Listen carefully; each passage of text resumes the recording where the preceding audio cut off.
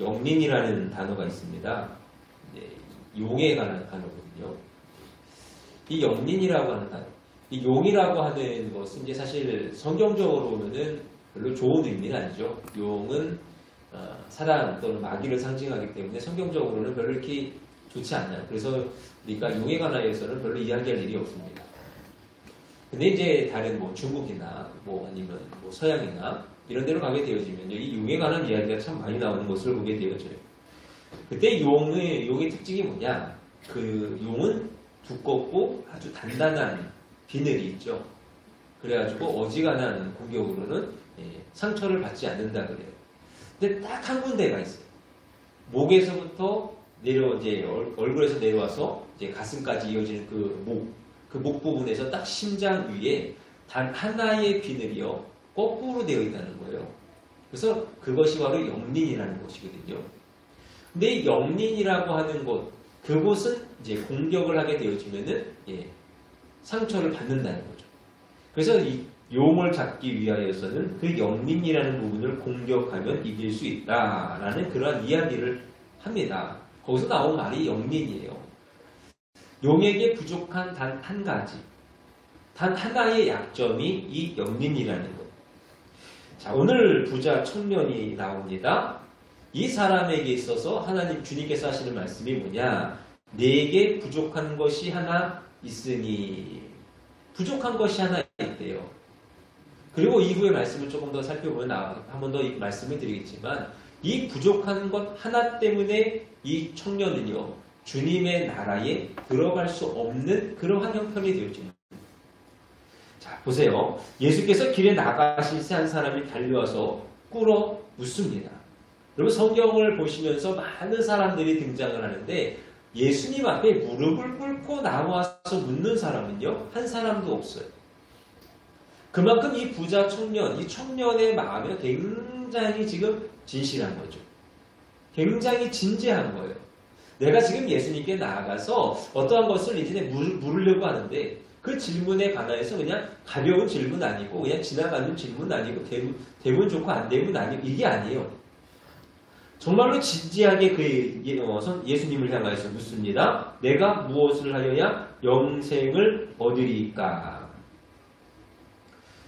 그러나 예수님께서는 이미 이 청년의 약점을 아시죠. 부족한 것을 아세요. 그래서 그 청년에게 이야기하십니다. 내가 생명에 들어가려면 계명을 지키라는 거예요. 청년이 자신있게 이야기하죠. 저는 어려서부터 하나님의 율법들, 그 계명들을 잘 지키고 왔습니다.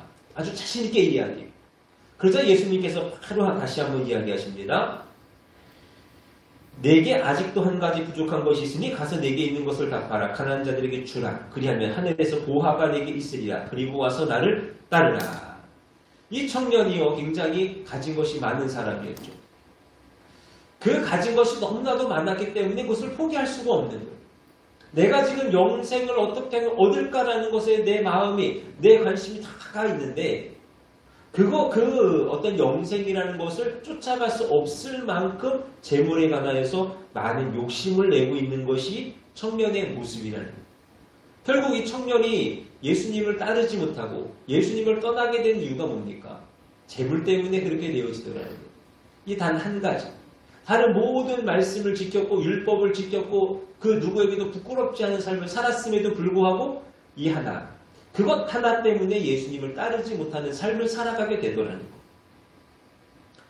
여러분 우리의 삶도 마찬가지인 것 같아요. 우리가 지금 이 안에서 우리가 지금 많은 분들이 계시는데요. 누구나 다 똑같죠. 다 누구나 약점이 있어요. 부족한 것이 있어요. 제가 기억력이 그렇게 좋은 편이 아니어가지고 누구신지 정확하게는 모르겠는데 처음 면접을 보러 왔을 때 저한테 그거를 물어보신 분이 계셔요. 목사님은 약점이 뭐라고 생각하세요? 자신의 약점이 뭐라고 생각하세요? 라고 물어보신 분이 계세요. 제가 여성분인 것까지는 기억이 나는데 잘 모르겠어요. 누구신지. 아무튼 저한테 그걸 물어보셨어요. 제가 그래서 대답했죠. 저는 스스로 교만해지는 게 쉬운 것 같습니다. 라는 그러한 대답을 했어요. 그냥 좋게 표현하려고 그렇게 이야기한 게 아니고 그냥 스스로 방심하는 일이 많은 것 같아서 그렇게 제가 대답을 했어요. 저도 그렇거든요. 저도 약점이 있는 사람이에요. 부족한 점이 있는 사람이에요. 저만이 아니죠. 우리 모두가 다 똑같아요. 누구나 다 약점이 하나씩은 있어요. 근데 만약에 그것 하나 때문에 우리가 멸망의 길을 걸어가게 되어진다고 한다면 얼마나 안타까운 일이겠어요. 그런 이야기가 있습니다. 어떤 중국인이요, 돈을 굉장히 좋아했다는 거예요. 그래서 수중에 돈을 항상 많이 갖고 다녔다는 거죠. 그러다가 길을 가다가 물에 빠졌어요. 허우적거립니다. 한 사람이 지나가는 거예요. 그 사람이 내가 당신을 구해주면 얼마를 주겠습니까? 100만 원을 주면 내가 당신을 구해주겠습니다. 그랬더니 이 물에 빠진 사람이 100만 원이 너무 아쉬운 거예요. 아니 물에 빠진 거 하나 구해주는데 무슨 100만 원 달라고 그러니까 50만 원만 주겠습니다. 그랬더니 그 위에 있는 사람이 아니라고, 난 100만 원 받아야겠다고. 그랬더니 이 물에 빠진 부자가 됐습니다. 내가 당신한테 50만 원을 줄 수 없습니다. 100만 원을 줄 수 없습니다. 하고 그냥 거절했다는 거죠. 어떻게 됐을까요? 물에 빠져 죽었다는 거예요. 뭐 지어낸 이야기겠죠. 근데 여러분, 내가 가지고 있는 어떤 그 하나, 물질에 관한 것이든 무엇이 됐든지 내가 그것 하나를 포기하지 못하고 내가 그것을 고치지 못하면요, 내가 죽을 수도 있는 거예요. 우리의 몸도 마찬가지입니다. 머리끝부터 발끝까지 모두가 건강해도 한 곳만 병들면 그곳 한 곳 때문에 생명을 잃을 수도 있다는 것.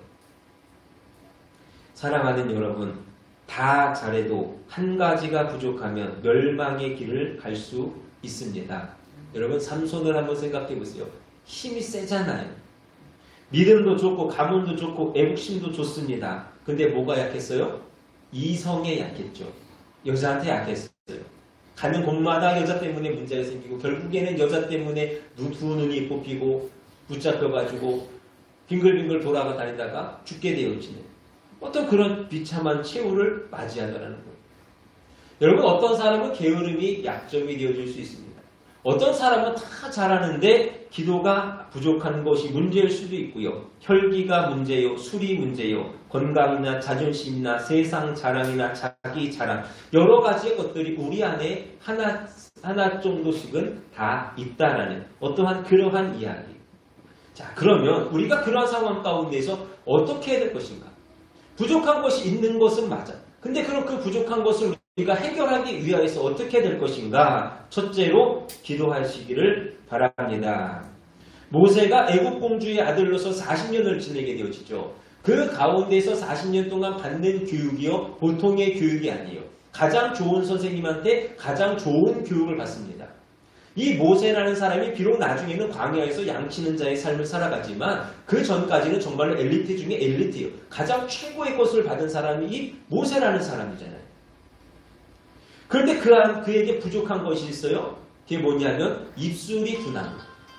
그가 나중에 하나님께 고백하잖아요. 하나님, 내가 하나님의 일을 감당하는 것은 좋은데 나는 입술이 둔한 자입니다. 그때 하나님께서 모세의 말을 들으시고 어떻게 하십니까?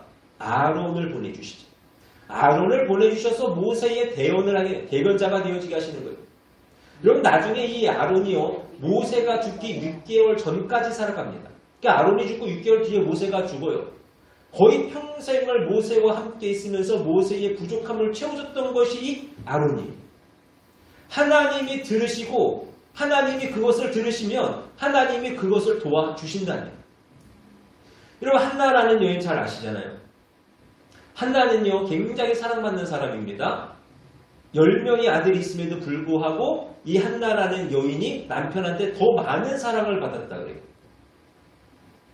여러분, 자식이 더 좋으세요? 옆에 계신 아내분이나 남편분이 더 좋으세요? 네. 옆에 계신 분이 좋으셔야죠. 그렇죠? 근데 이 한나는 너무나도 많은 사랑을 받았던 사람이에요. 근데 그에게 부족한 것이 있어요. 그게 뭡니까? 자녀가 없잖아요. 아들이 없잖아요. 그렇죠? 그것이 그의 마음에 늘 부족한 거예요. 그래서 한나가요, 때로는요, 이것으로 인하여서요, 그의 마음에 원통한 거, 그의 마음에 불편한 것을요, 남편한테 풀어요. 어쩔 수 없죠. 남편이 자녀가 없음으로 인하여서 첩을 들여가지고 아이를 낳잖아요. 근데 그 아이, 그 첩이 분인나로부터 인하여서 또 많은 괴로움을 당하잖아요. 그러니까 가가지고, 당신이 처신을 못했기 때문에 이렇게 된 거 아니냐? 여러 가지 이야기를 할 거 아닙니까? 그러던 가운데 여러 가지 더 많은 일들이 생겨남을 따라서 그가 결국에 가서 한 일이 뭐냐? 하나님 앞에 기도하기 시작했다는 거예요. 긴 시간 기도합니다. 많은 시간 기도를 해요. 그리고 그 기도의 결과물로서 얻어진 것이 민족의 큰 선지자였던 사무엘. 우리가 알기로 하나는 기도의 사람이에요. 그러나 처음부터 기도의 사람은 아니었던 것 같아요. 그러니까 남편한테 모든 것을 이야기하고 남편을 추궁하는 것을 우리가 보게 되어지죠. 그러니까 처음부터 기도의 사람은 아니었다라는 거예요. 그러다가 그가 기도하기 시작했더니 그의 문제가 해결이 되어지더라는 거예요. 여러분, 부족한 것이 있어요. 연약한 것이 있습니다. 근데 그것을 가장 잘 채울 수 있는 것은 뭐냐면 바로 기도라는 거죠. 성경이 우리 가운데 늘 이야기하고 늘 가르쳐 주시는 것이 바로 이 기도잖아요. 너희가 기도하고 너희가 부르짖을 때에 하나님이 들으시고 하나님이 우리의 부족함을 채워주시기에 전혀 부족함이 없으신 분임을 우리 가운데 늘 말씀하고 계시다는 거예요. 그러니 우리의 부족을 안다면 더욱 하나님 앞에 나아가서 기도할 수 있는 저와 여러분들이 꼭 되실 수 있기를 원합니다. 10번 이야기하고 100번 이야기하고 1000번 이야기해도 부족함이 없어. 우리가 부족하다라고 느낀다면 그 부족함을 가지고 하나님 앞에 나아가서 기도할 수 있는 우리 모두가 되기를 원합니다. 두 번째로 노력할 수 있어야 됩니다. 예수님의 수제자 중에 요한이라는 사람이 있습니다.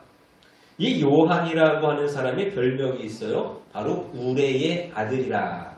이렇게 예수님께서 그에게 별명을 지어주셨습니다. 이 우레라는 것이 뭐냐 하면 천둥번개치고 막 이런 거잖아요. 그러니까 그의 성격을 대변해 주고 있는 거예요. 이 요한이라고 하는 사람의 본래의 성격이 굉장히 거칠었던 것 같아요. 굉장히 불같은 것 같아요. 그러니까 예수님께서 그의 별명을 우레의 아들이라 이렇게 붙여주셨죠. 근데 여러분 별명이라고 하는 것을 한번 잘 생각해 보시면 누군가 나를 향해서 내 별명을 불러요. 그러면 나는 어떻습니까? 그 별명을 들으면서 맞아. 나는 저런저런 특징을 가지고 있었지. 나는 이런저런 성격을 가지고 있었지. 라는 생각을 하게 되어죠. 요한도 마찬가지겠죠. 야, 우레의 아들아 라고 부른다고 생각해 보세요. 그러면 요한이 어떤 마음이 들까요? 그래, 내가 우레의 아들이었지. 내 성격이 그랬지. 조심해야 되겠다. 조심해야 되겠다. 그런 마음 갖지 않았을까요? 결국 그가요, 나중에 가서는요, 예수님으로부터 가장 사랑받는 제자가 되어지더라는 거예요. 여러분, 처음부터 이 요한이요, 가장 사랑받는 제자가 아니에요. 예수님이 오죽하면 우레의 아들이라고 별명을 지어주셨겠어요? 뭐 좋은 마음으로 지어주셨겠습니까? 그 별명의 뜻 자체가 별로 좋지가 않은데, 그러나 나중에는 가장 사랑을 받아서 예수님의 예언까지라도 대표한 사람이 이 요한이잖아요. 일본의 니노미야 긴지로라는 사람이 있습니다. 농업혁명을 일으켰던 사람이래요. 근데 어려서 부모를 잃었다는 거죠. 백부의 손에 크게 되어집니다. 근데 백부라는 분이 이 사람이 공부하는 것을 별로 원하지 않았던 것 같아요. 이 긴지로라는 사람은요, 굉장히 농업에 관심이 많아서 어떻게 하면 더 많은 수확을 거둘 수 있을까에 그것을 이제 연구하기를 원하고 공부하기를 원했는데, 백부라는 사람은 그것을 원치 않았기 때문에 호롱불, 옛날에는 호롱불 켰잖아요. 기름 같은 것도 다 없애버리고 그냥 공부하는 것을 다 막았다는 거죠. 근데 어찌 해가지고 몰래 공부를 해가지고 또 조금씩 돈을 모아가지고 땅을 사고 곡식을 이제 재배를 하게 되어져서 큰 수확을 거두게 되더라는 거예요. 그리고 났더니 이제는 농사를 못 짓게 되더라는 거죠. 왜냐하면 너무 유명해져서 전국 방방곡곡 다니면서 강연을 하기 시작했다는 거예요. 자, 이 사람이요, 처음부터 그렇게 뛰어난 사람이었을까요? 물론 마음 가운데 욕심은 있고 야망은 있었어요. 근데 그러한 사람이라 할지라도요, 처음부터 많은 사람들에게 유명한 사람은 아니에요. 세월이 지나갈수록 스스로 애를 쓰고 노력하는 거예요. 환경이 그를 괴롭히고 또 많은 사람이 그를 못하게 할지라도요, 끝까지 노력하여 애를 썼다는 거잖아요.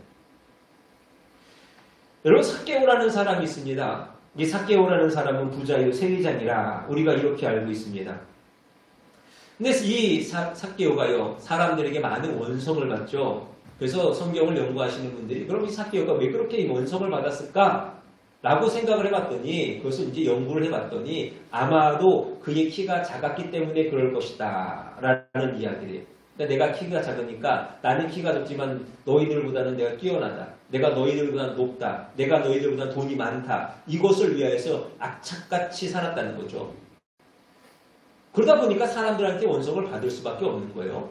근데 어느 날이었어요. 예수님이 지나가신다는 이야기 듣습니다. 예수님 만나고 싶어요.